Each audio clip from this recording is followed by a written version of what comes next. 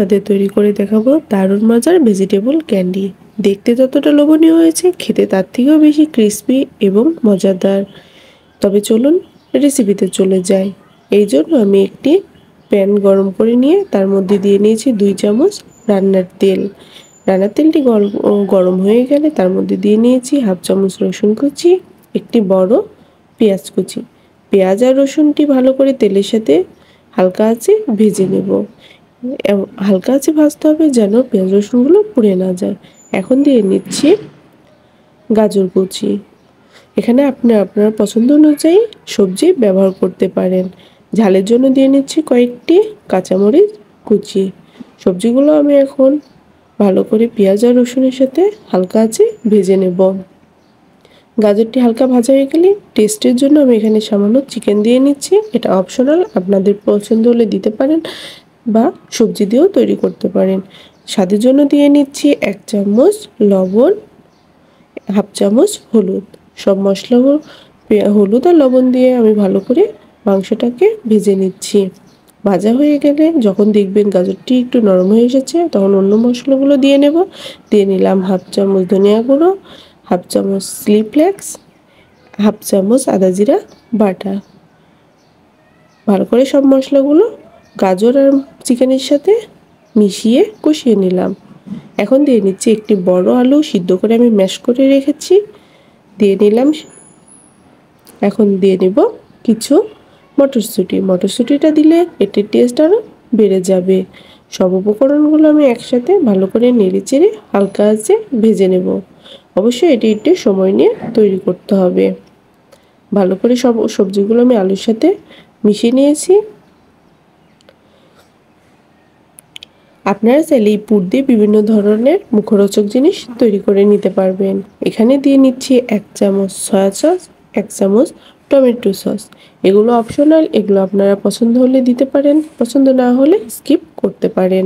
সব উপকরণগুলো একসাথে ভালো করে মিশিয়ে এখানে দিয়ে নিচ্ছি 1/2 চামচ টেস্টিং সল্ট আর 1/2 চামচ মশলা।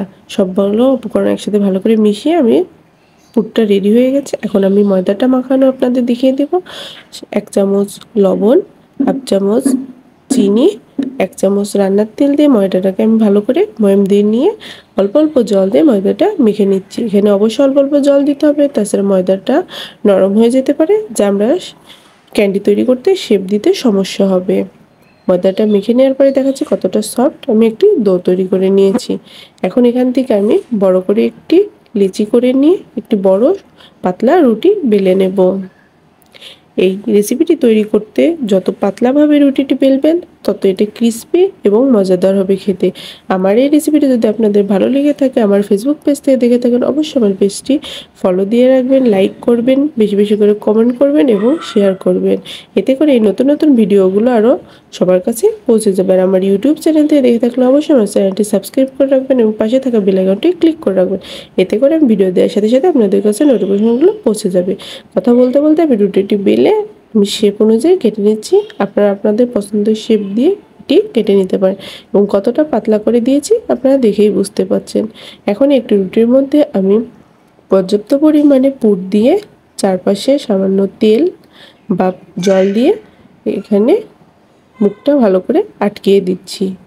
আপনারা এই পর্যায়ে এইভাবেও এই শেপটা দিয়েও রেখে দিতে পারেন বা ক্যান্ডির মতো শেপ দিয়েও তৈরি করতে পারেন বা আপনাদের পছন্দ অনুযায়ী যে কোনো শেপ দিয়ে নিতে পারেন। আপনাদের সুবিধার্থে আমি আরেকটি তৈরি করে দেখাচ্ছি। ওই একই পদ্ধতিতে আমি এক এক করে সবগুলো ক্যান্ডি তৈরি করে নেব। দেখতেই পাচ্ছেন কতটা সুন্দর হয়েছে। এখনই এইভাবে যদি ইফতার আয়োজনে ক্যান্ডি তৈরি করেন তো বাচ্চারাও অনেক পছন্দ করবে। এখন আমি একটি প্যানে পর্যাপ্ত পরিমাণে রান্নার তেল গরম করে তাতে এক এক করে ক্যান্ডিগুলো দিয়ে নিচ্ছি। এখানে অবশ্যই খেয়াল রাখবেন তেলগুলো যেন বেশি গরম না হয়। যদি বেশি গরম থাকে তাহলে ক্যান্ডিগুলো দেওয়ার সাথে সাথে পুড়ে যাবে এবং খেতে ভালো লাগবে না। আমার এক পাশ ক্যান্ডিগুলো ভাজা হয়ে গেছে, এখন উল্টিয়ে আমি আর এক পাশ ভালো করে কালার আসা পর্যন্ত ভেজে নেব। এটা অবশ্যই একটু সময় নিয়ে এবং হালকা আঁচে ভেজে নিতে হবে।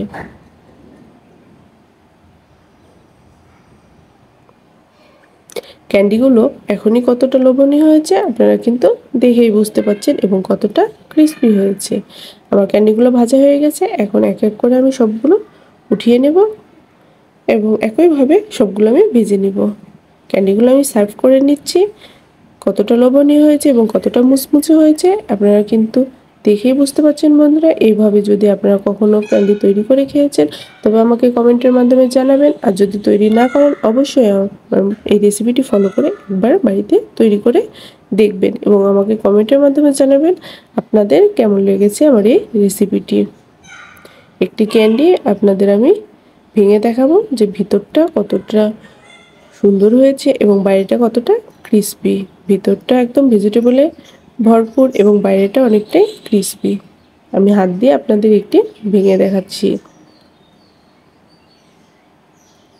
আজকে এই পর্যন্তই। সবাই সুস্থ থাকবেন, ভালো থাকবেন আর